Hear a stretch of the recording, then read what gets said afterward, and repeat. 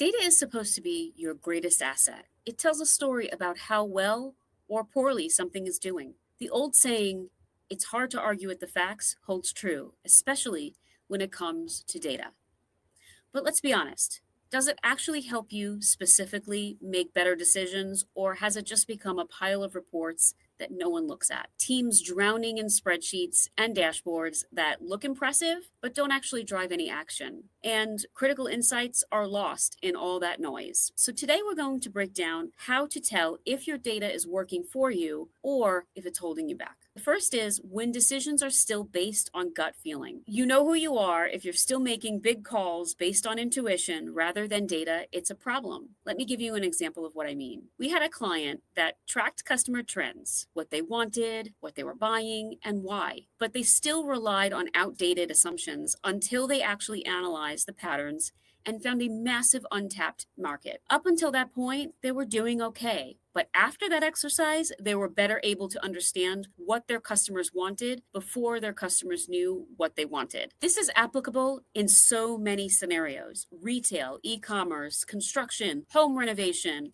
hospitality, event planning, jewelry, wine and spirits, the list goes on. Okay, next is your systems don't talk to each other. If data is locked in separate tools, meaning your team is using a bunch of different systems to do their jobs, but nothing is connected, this leads to blind spots and missed opportunities. Let me explain. We worked with a client's customer service team. That department had detailed customer insights, but another department who upsells accounts and renews contracts had no access to that customer service team's platform, leading to lost details and missed cross-selling opportunities. Next, you're tracking the wrong metrics. The thing I want you to think about is, are you measuring what actually moves the needle, or are you just tracking numbers for the sake of it? Let me give you an example of what I mean. If a team is focused on reducing meeting times instead of fixing bottlenecks that are discussed in those meetings, then you're missing the real issue impacting productivity. This is the last one. If your reports are already outdated by the time you see them, this is pretty common actually. Static reports don't cut it anymore. If you're cobbling information together or working off last month's data, you're already behind. I want to break down for you how to turn data into a competitive advantage. Start with the decisions that matter. Instead of collecting everything, focus on data that helps you make strategic moves. The second is break down those data silos. If I could put a poster up in your office, it would be this one. Everyone needs to work from the same source of truth, no matter what. No more disconnected reports. Automate and use AI to surface insights faster. That's your third one. Stop spending hours pulling reports, also cobbling or setting up different filters, etc., etc. Use tools like automation and AI to flag what actually matters. And lastly, build a culture that uses data, not just collects it. The best data strategy is useless if no one acts on it. Leaders need to set that tone. Data should drive decisions, not just sit in a dashboard.